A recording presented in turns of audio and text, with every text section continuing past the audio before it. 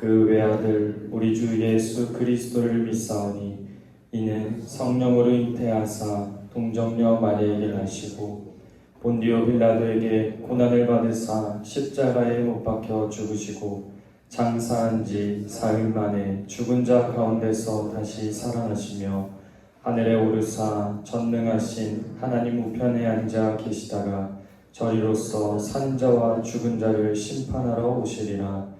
성령을 믿사오며 거룩한 공회와 성도가 서로 교통하는 것과 죄를 사하여 주시는 것과 몸이 다시 사는 것과 영원히 사는 것을 믿사옵나이다. 아멘. 함께 찬송가 434장, 새 찬송가로는 384장 나의 갈 길 다가도록 함께 찬송하도록 하겠습니다. 찬송가 434장, 새 찬송가로는 384장 나의 갈 길 다가도록 함께 찬송하도록 하겠습니다.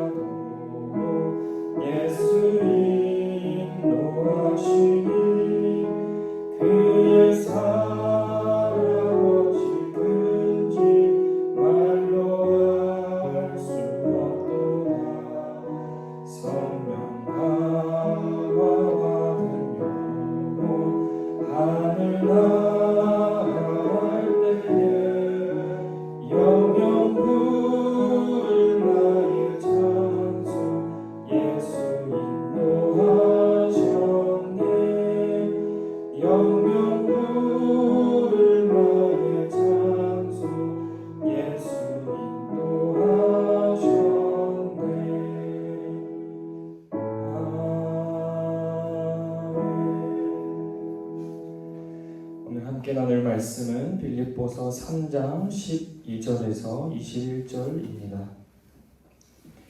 오늘 함께 나눌 말씀은 빌립보서 3장 12절에서 21절입니다. 함께 교독하신 뒤에 마지막 절은 합독하시겠습니다. 내가 이미 얻었다 함도 아니요 온전히 이루었다 함도 아니라 오직 내가 그리스도 예수께 잡힌 바 된 그것을 잡으려고 달려가노라.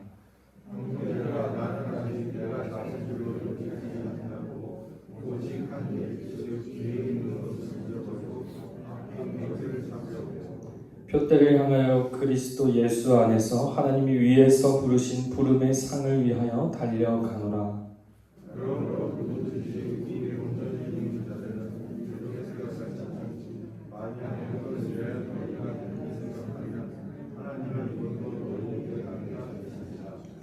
오직 우리가 어디까지 이르렀든지 그대로 행할 것이라.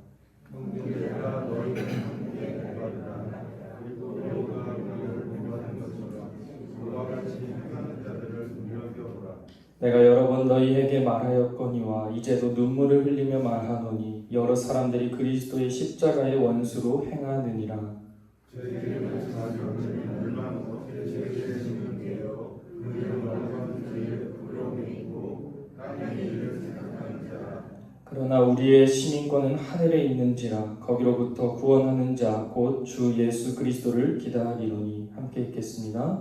그는 만물을 자기에게 복종하게 하실 수 있는 자의 역사로 우리의 낮은 몸을 자기 영광의 몸의 형체와 같이 변하게 하시리라. 아멘. 할렐루야. 오늘도 새벽을 깨워 말씀의 자리와 또 기도의 자리로 나오신 모든 성도님들을 환영하고 축복합니다. 저는 지난주일 담임 목사님 설교 시간에 보여주신 영상과 또 말씀이 참 인상이 깊었습니다. 달리기 선수가 중간에 부상을 입고 고통 중에 쓰러졌다가 다시 일어나서 그 아버지와 함께 그 경주를 마쳤고 또 끝내 65,000명이라는 그 관객들이 기립해서 기립박수로 그 선수를 격려했었죠. 오늘 본문 말씀도 이러한 이미지를 연상케 하게 하는데요. 성도님들께서도 삶을 살아오면서 마치 이 달리기 선수처럼 정말 산 가운데, 삶의 경주 가운데 또 낙담되고 또 쓰러져 바닥을 뒹굴며 그 고통들을 쏟아내던 그런 어두운 동굴에 갇힌 듯한 심정을 겪어보신 적이 있으실 것이라 생각이 됩니다. 꼭 이런 경우가 아니더라도 당장에 하루가 멀다 하고 경기가 어렵다는 뉴스와 또 불안정한 국가 상황과 더 나아가 회사의 어떤 이직이나 또 아니면 은퇴가 너무 멀게 느껴지거나 혹은 또 은퇴가 앞두고 있거나 또 자녀들의 결혼과 또 진로 문제 등등 여러 가지 파도처럼 몰려오는 고민거리들과 걱정거리들 때문에 이미 지쳐 계시지는 않으신지 여쭙고 싶습니다. 때로는 걱정이 많고 또 고난 중에 있다면 교회가 마치 특별히 이 새벽 기도의 이 자리가 참 도피성처럼 느껴질 때가 있는 것 같습니다. 세상에 나가면 너무 많은 것들이 머릿속을 지배하고 또 마음을 또 여러 가지 생각들로 맴돌게 하는데요. 이렇게 찬양하고 말씀 듣고 또 기도하는 이 시간만큼은 그저 모든 것을 잠시 내려두는 그런 느낌을 바라면서 나올 때도 있는 것 같습니다. 혹시 이런 갈급한 심정으로 이 자리에 앉아 계시다면 오늘 이 새벽도 잘 나오셨습니다. 오늘의 하나님 말씀이 다시 한번 이런 상한 저희의 마음을 소생케 하실 줄 믿습니다. 본문은 첫 번째로 인생은 끝날 때까지 끝난 것이 아니라고 말해주고 있습니다. 모두가 잘 아시듯이 바울은 인생을 경주로 표현하였고 바라보아야 할 목적지를 향해 즉 표대를 향해 나아가자고 권면하고 있습니다. 함께 본문 말씀 3장 12절 말씀을 함께 읽겠습니다.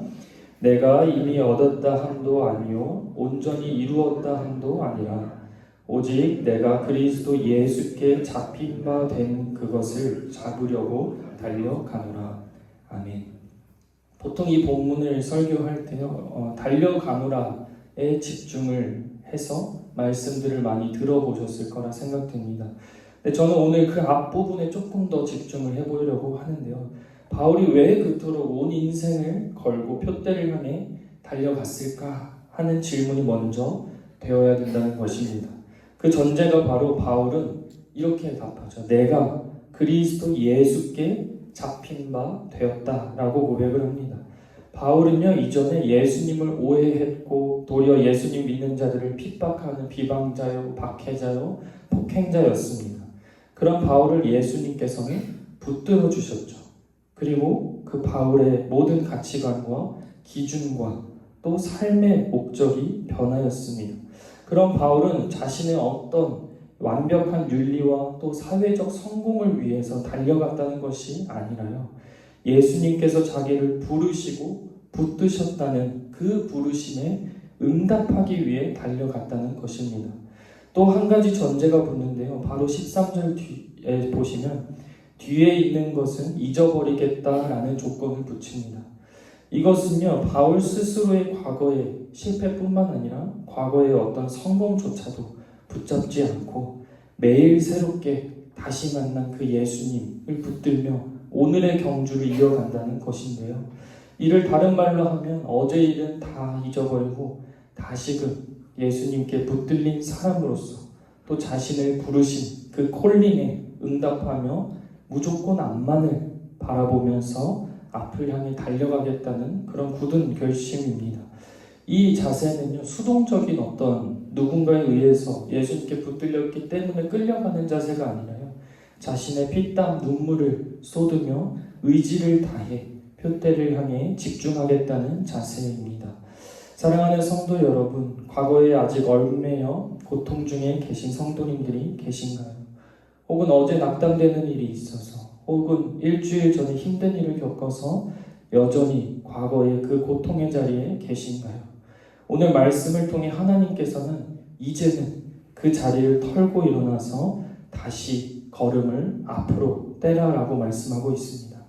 과거의 고통을 딛고 혹은 여전히 오늘도 표대를 향해 나아갈 이유는 바로 예수님께서 지금 앉아 계신 성도님들 한 사람 한 사람을 붙드셨기 때문이라는 것입니다.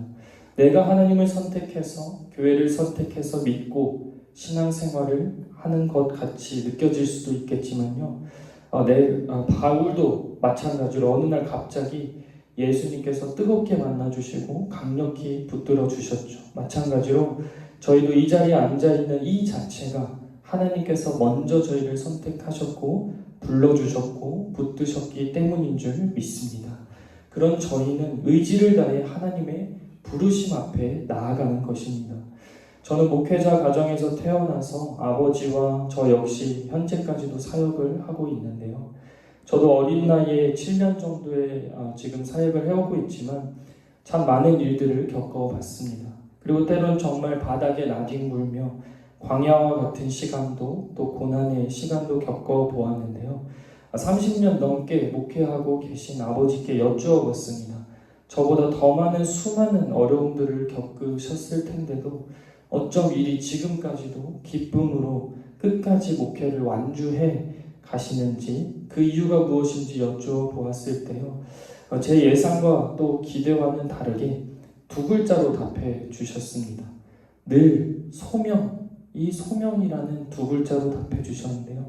어떤 어려움과 고난이 있어도 하나님께서 죄인된 나를 부르시고 택하시고 또 복음을 전하는 자로 부르신 것, 딱 이 한 가지의 소명, 부르심 때문에, 즉 하나님이 날 붙들어 주고 계시고 또 나를 붙들고 계시고 여전히 오늘도 복음의 자리로 불러주시는 그 소명을 붙들면 모든 것을 뒤로 하고 앞으로 나아갈 수 있다고 늘 말씀해 주십니다.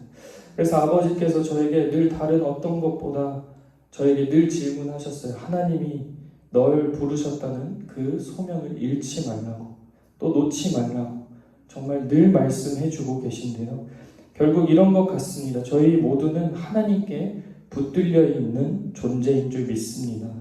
죄인으로 영원히 죽을 수밖에 없었던 저희를 건져주시고 또 살려주시고 더 나아가서 이 부족하고 쓸모없는 자를 하나님의 그 말씀을 또 영혼 구원을 위해서 힘쓰는 자, 복음을 전하는 이 복음의 군사로 세워주시니 사실 이 사실 하나만으로 충분히 저희는 복음을 향해서 또 이후 다시 오실 예수님을 기다리며 또 천국을 소망하며 앞으로 나아갈 수 있는 줄 믿습니다.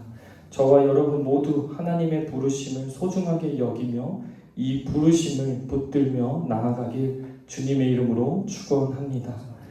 다음으로 본문에서 저희는 하늘의 시민권자들이라고 바울이 말하고 있습니다. 빌립보서는 감옥에서 쓴 바울의 편지죠. 위에서 바울은 자신의 소명이 확실하기 때문에 오늘도 표대를 향해서 달려간다고 잘 설명을 한 이후에요, 이제 이어서 눈물을 흘리면서 편지를 쓰고 있습니다. 함께 본문 18절 말씀을 읽겠습니다.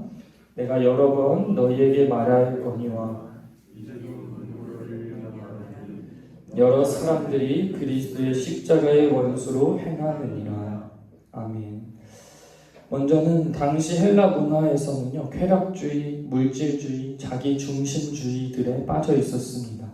바울은 이런 도덕적인 타락 때문만이 아니라 더 나아가서 바울이 마음 아파서 눈물을 흘렸던 진짜 이유는요, 그리스도의 십자가를 안다고 말하고 다니면서도 그 삶은 복음을 거스르는 삶을 살아가는 사람들 때문이었습니다.